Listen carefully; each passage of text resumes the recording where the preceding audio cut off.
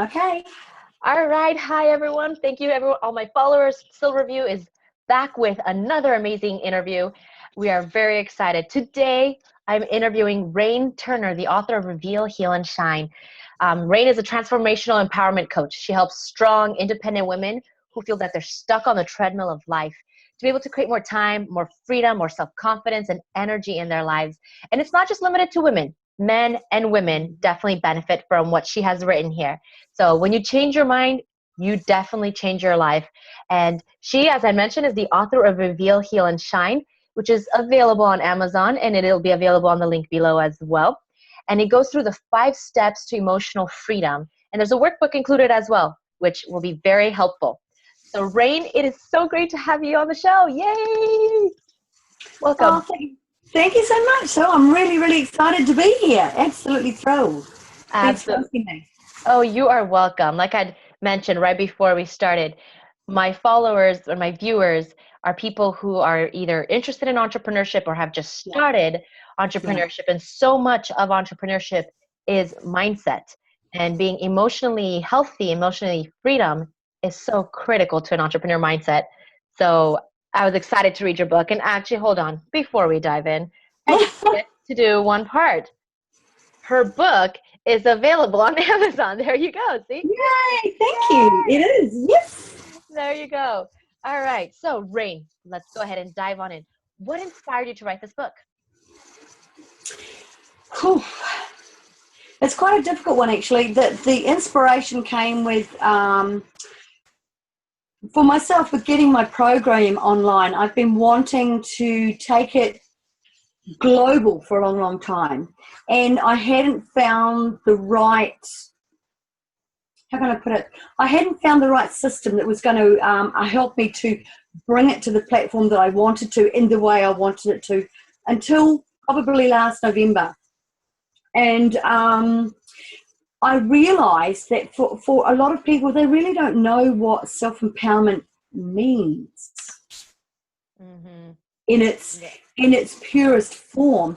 And so for me, writing the book was about giving people the what and the why um, um, emotional freedom was. So for a lot of people, they go along on a treadmill, this treadmill of life, and they're just moving and moving and moving.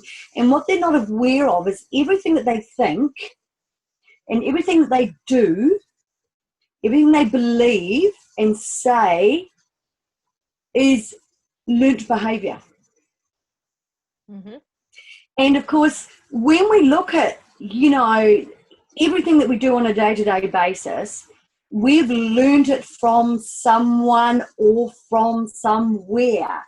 And for a lot of us, when we look at our deepest beliefs, our beliefs of self, our beliefs of our relationships, our beliefs of what we can or can't do, our beliefs about our life's journey, all of those things have been kind of, on some level, programmed into us from our families, our extended families, our peers, our teachers, our coaches over time. And what we don't understand on a conscious level is that so much of what we learnt about what we can and can't do is not valid when we're adults. When you're a 3-year-old and someone says, don't touch that, you'll burn yourself, that's fine as a 3-year-old. But as a 23-year-old, you know, if I touch it, I'm going to burn myself. I mean, hello, it's logical. But in a whole lot of other belief systems that we have, what we get told as young people does not resonate with who we are as adults. And so for me, this book enabled me to put some information out there about steps to unravel who we are as adults, because as adults, we are just big versions of the mini. That's all we are. Until we change what's happening in here, until we change those levels of beliefs that hold us stuck, till we change that, then we can't really do anything. So for me, putting the book out was about creating an understanding and showing people the beginning steps, if you like, of being able to step outside those limitations and feel that freedom. Feel what it feels like to not worry about what people think of you, not be concerned about other people's opinions. Because for so many people, that, that, oh my gosh, what will they think if I do that? Or will I be accepted? Or all of this kind of thing goes on and on and on and on and on. And you get to a stage where you think, well, it's their issue. It's not mine. If they have issues with what I do, it's theirs. I'm not taking it on. I'm not buying into their drama. I'm not buying into their story. I can see through it all. Yeah. So that was what it was about. It was about just assisting people to see the basics of how to get to the beginnings of those stages. And for a lot of people, they would be able to take that book and understand it and work with it. But for so many who would have much, much deeper issues, they may not be able to come to the full conclusions without some help. Yeah. Love it. Love it. Your talk reminded me of a quote from your book. What other people think of you is none of your business. Exactly. I love it. I created, it's going to be one of the quotes that I'm going to be posting on my social media accounts, because awesome. I think it's amazing.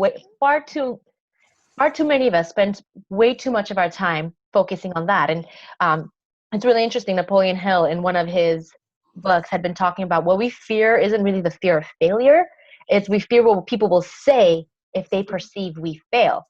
Mm-hmm. And I think that ties in very well with entrepreneurship, because I mean, when you're going to go on an entrepreneurial endeavor, you're taking that risk. And so many people choose not to take that risk because of that fear of failure, but they're not aware that that is the reason why they're not taking that risk. Well, yes. And so for so many people, the fear in general rules them. Mm-hmm. And they live in this system of fear. And that's a belief system. Yeah. Yep. And what amazes me is the amount of people that keep doing the same things over and over and over and over and over again, but they expect a different result. Don't you love that? I mean, it's like, oh. And of course, being from New Zealand, there's a huge amount of freedom here to be an entrepreneur, to step out, and I'm sure there is everywhere, but it just seemed, I mean, I've been worked for myself ever since I was in my early 20s. Mm-hmm. And so even within my group of friends, there are huge amounts of people who live in the fear of not having that guaranteed income each week. But that guaranteed income is only guaranteed until the person's still solvent. If they're not solvent, there's nothing guaranteed for you. What you create yourself has much more longevity than what someone else is creating quite often. Yeah. Oh, yeah, that fear is huge. Yes. And oh my goodness, that just reminds me from another book that I had read. Someone had talked about how everyone says that being an entrepreneur is risky, but no, what's riskier is trusting your hands into a business in which, you know, especially in the past, 8 years, we've seen it's not a guarantee. No. So, love it. Love it. And there are no guarantees in life. Yes, agreed. And one of the things the theme I really liked in your book was the whole, you need to be self-aware. You need to be aware of, what are those, patterns that you have, or what are those thoughts that you have, or be aware of where do they come from. And I think that's especially very, very important for entrepreneurs. What are some tools or some tips that, you would recommend for entrepreneurs to start taking to become more self-aware, I guess? Cool. I think one of the biggest ones is the chatter in the head. I know just a few days ago I did a Periscope called The Enemy Between the Ears. And of course, the chatter inside the head is kind of like an aspect of you that's trying to keep you safe. It's trying to keep you in the patterns of which are familiar and have served you for such a long time, but they're not necessarily the ones that are going to assist you to grow and move and shift into the new areas you want to go to. So being aware of what you're thinking all the time, becoming observant about what's going on in your mind, about being really careful about how you allow the ticking over that goes on in your mind, because there in itself is where the little blocks build and build and build. And, you know, I mean, I've done it myself. I've created, when I went to first go on Periscope, oh my gosh, I was so scared. And you know, what was I fearful of? You know, I couldn't put my finger on what I was fearful of. And it came down to, I just got a new phone and I didn't know how to use it properly. And that's all it was. I have no fear about talking to people. I have no fear around standing on a stage and talking to 300 people, 3,000 people. I don't have fear of that. But this little phone, oh my gosh, did it really? So it was amazing how much that made me fearful. So being observant, watching what you think, watching your actions and your reactions. One of the big lessons that I teach my clients is that every time you have a reaction to something, stand back and watch yourself. Have a look at what's going on in your body. See what's happening, where it's affecting you. Is it affecting in your heart? Does it remind you of a situation that happened some time ago, that every time something like that happens, it brings the same reaction back to you?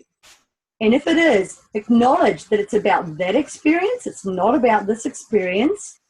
It's just that that experience created this fear in me. And every time that comes to me, I'm automatically going to this aggressive kind of protective mode, and I act accordingly. So that's a big one for me. Being the observer of self, watch what other people trigger in you, other people's actions, other people's words, or other people's lack of words or lack of reactions.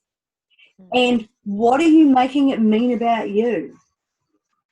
Yes, I Because like that. quite often it's, 90% of the time, somebody's reaction, never about you. It's only ever about them. Yeah. So those are, I think, two of the big ones, is watching what goes on inside your head, and being really mindful about what you allow it to do, how you allow it to control you or not control you, and being very observant of yourself and looking at what you're creating in reactions and triggers that come up for you. Because when you're learning new things, the things that come up for you are, I'm not good enough, I'm not able to do this, I don't know how to do this, blah, blah, blah, blah, blah. And they just bring up all the reasons why you shouldn't be doing what you want to do. Oh, yeah. Throw them in your face, making you go, oh my gosh. But of course, you know, when you break all that down, a lot of that stuff that you don't know how to do, you can delegate to others. And that's my third one, is knowing when to cut it and delegate the stuff that is not within your genius to do. Send it to someone else. Find someone else to do it for you. And, you know, for a lot of people who are just starting out as an entrepreneur, it's not always easy to get that sort of happening straight away. And I know for me, I only ended up getting a VA probably less than 6 weeks ago. So I've spent a lot of time doing everything myself. And on some level it's good because I've got lots of skills, but on other levels it's like, oh, seriously? Yeah. Yeah. I really like how you had mentioned, you know, be observant of where do you feel it in your body. I remember for my real estate company, in our partnership, I was a finance major. So they're like, oh, you can handle the accounting. And I hate accounting. Like I just hate it. And I remember whenever it was time for me, and we use QuickBooks. So it's like, it's super easy. It's there. You just, you know, but I remember I would get so frustrated and I would feel my just tension everywhere. And I'm just like, what am I doing this to myself? If I don't like this, just delegate. And so I got help. And it just like that. Oh my gosh. But so many people, instead of stopping and thinking about that, they're like, oh, maybe this means I'm not cut out for entrepreneurship. I'm not cut out to do this. I need to go back to the safe zone, which is you know, be employed. Love it. Which is keeping you sitting where you've always been. The safe zone is sitting, I remember years ago when it was just after 2011, Mm-hmm. 9/11, I should say, 9/11, just after 9/11. And there was a huge property boom over here because people were coming from the States to buy property here because they deemed it as safe. Yeah. Was the prices of our property here boomed. And in 1999, I'd read Rich Dad Poor Dad. Oh, yeah. Yep. And that totally changed my perspective on property because my partner and I already had a couple of houses together, and it totally changed my perspective. And so I started to read up on, working with property and becoming getting a portfolio of property. And I went up to the North Island. I live in the South Island of New Zealand, and I went to the North Island to my hometown, which is not a huge area. And I looked in those areas to buy property. And I came back and I said to, my girlfriend said to me, "Oh, how did it go with the property?" And I said, "Oh, it went really well." And she said, "Well, did you buy any houses?" And I said, "Oh, yeah, just 5. And she totally freaked out that had gone up there and bought 5 houses in a week and come back. And she couldn't understand how I could have done that. Mm-hmm. And I sat down and I said to her, "Well, they cost this, this, and this. My return's going to be this, this, and this. So I know that with what they cost and what the returns are and what my outgoings are, they'll pay for themselves." So, yeah. So they'll be cash flow positives, which, is what you want. And she completely freaked out at the thought and the fear of going and doing that. And I'm going, "What's your problem?" It was so interesting. The fear around something like that was quite mind-boggling. But, and I understand if you don't have the knowledge and you don't have the understanding, and you can't, it blocks you, the block. Yeah, we fear the unknown. Of course. Yeah. And the fear of the fear. Yes, that's true. The only thing we have to fear is fear itself. Exactly. Yeah. There you go. Now, another thing I really liked in your book is, and this is super, super important, and I've heard quite a few people that I've talked to, especially very successful people, stress this fact as well of self-care, making sure you take care of yourself first. And what habits would you recommend that entrepreneurs start getting into, start doing to ensure that they're taking care of themselves first? Wow. It's interesting. I did a Periscope on this today. It was called... there you go. It was called Honoring Your Vehicle. And I'm talking about this vehicle. Yeah. It's about... and for me, because I just had my 60th birthday last week. And so for me... Yeah, I know. We had a big party. It was awesome. It's about eating really good quality food. Mm-hmm. And for me, I cook all my food from scratch, so there's nothing prepackaged. There's, it's just ingredients in the cupboard that are just whole foods and just cooking from scratch. Drinking plenty of water, getting plenty of exercise, making sure that you get time to just be. I'm glad you mentioned that one. Making sure you get time to just be. And, it's like anything that you do to excess when you are in this mode of doing, it's really important to take time to sit back and just, for me, I try to make sure if I can that I keep my weekends freeish, parts of my weekend free, so I have time, to go and meet my friends for coffee on a Saturday morning in the market. I take my bike into town. I ride my bike into town and I have coffee with my friends, or we have lunch, or we do something, and I take the time to just stop and appreciate life. Yes. Because, everything that you're doing will still be there. I've worked a long, long time, and created a situation where I understand how important it is to make sure that you appreciate your life, that you appreciate the quality of it, and you make it the best possible quality that you can. So that's good food, lots of water, exercise, good sleep, a really, really good bed. Having a great, comfortable bed is one of the most important things that you can do for yourself, because the quality of sleep is more important than the quantity of sleep you get. Yes, hands down. So, they're basic things, really. It's food, water, exercise, sleep, and me time. Me time. And I think for especially for someone who's maybe got children and a partner, having some me time, if we're talking women, I don't know if you're talking men or women, regardless of whether it's men or women, having some time for just you, even if it's you do meditation or whatever it is that you do, to just have time for you is super, super important. Yeah, I agree. I see it. And I mean, first of all, entrepreneurs, especially if they're starting off, their business is their baby. And so Yes. they're like, I need to put my 100%, 110, I need to 10x this, beast mode this.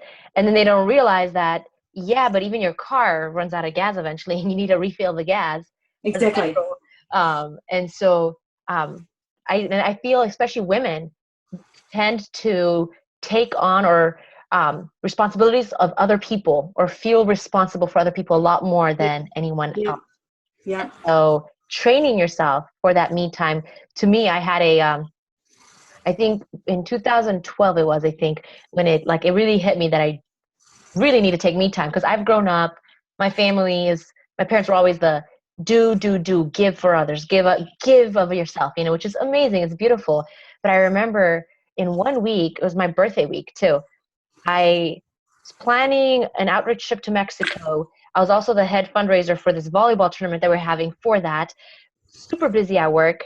And I had an activity where we brought in like 60 kids at work. And I remember that week, sleep was like almost non-existent. And then my siblings threw me a surprise birthday party.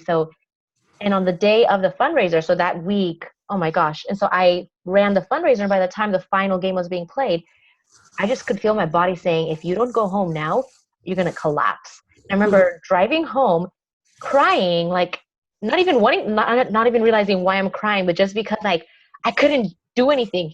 And I went just as I was, boom, fell asleep for like 3 hours, woke up 8, and then slept for like another 8. Yeah. And then I hit it, like, that's what, to me, I was just like, I can't believe I allowed myself to get into that situation. How dangerous.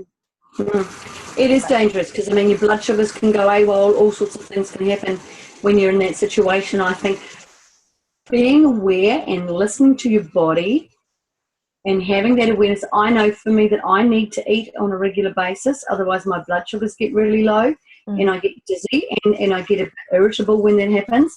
And I know for me that I need to listen to what my body's telling me all the time. And as an energy worker, as an energy healer, which I do as part of my work, when I'm working with someone in my program, I work on the physical, the mental, the emotional, and the spiritual. And I do energy work within that as well, because so much of what we hold on to is blocked in our physical bodies energetically. And we need to get rid of that, but we also need to be aware of what's happening in our body. We need to listen to what's happening. If your bowels aren't working properly, don't take a pill. Look at what you're eating. Exactly. Look at what you're feeding your body. Look at what you're putting into it. The vehicle is really important. Listen to it. It will tell you. If you lie on your bed at night and ask yourself where the pain is and just wait, suddenly you'll start getting these aches going on. And it'll tell you. It's an incredible machine. If you want to call it a machine, it's an amazing machine. And most people, when it comes to the body, there is so many different kinds of abuse. Yeah. Yes. And none of them assist the body to maintain any kind of health. Yeah. So yeah, the being and looking after yourself is so important, because if you cannot love, care, and support your own physical body, how can you love, care, and support any other? Yeah. If you cannot love yourself first, how can you fully love another? Yeah. And for most people, they do everything outside of themselves. They give to the outside. They look after all these people, but they don't care for themselves. And you can see it. And I'm not talking about looking beautiful, having perfectly manicured nails, all those kinds of things. I'm talking about health, vitality, spark, awareness, creativity. Those are the gifts that we need to give to ourselves and allow the time for those. Love it. And I love that you brought that up, because for everyone watching, and if you're an entrepreneur, you need creativity, you need vitality, you need that energy. How can you invest in your business if there's something wrong within you? So definitely take care of yourself first. And I'd highly recommend, boom. There you go, you guys. Reveal Sunshine. It's got like the glare from my screen though. So we can still read it though, hon. Yeah, we can read it. Where else can people find you? Well, they can find me on Facebook /Raine Turner. Mm-hmm. They can find me on Instagram, Raine Turner NZ, and Raine Turner on Periscope. They can find me there. They can find me at LinkedIn. Awesome. Just Raine Turner, RAINE. There you go. Yeah, I'm out there. We'll make sure to include those links in the video below. Thank you so much, Raine, for coming. Thank you, sweetie. It was great talking to you. Well, have a good one. You guys check her book on Amazon. Remember, if you want to have a healthy business, it all starts healthy mind, healthy body. Take care of yourself first. Mindset is key. All right. All right. Have a great day. I'll be seeing you. Hold on.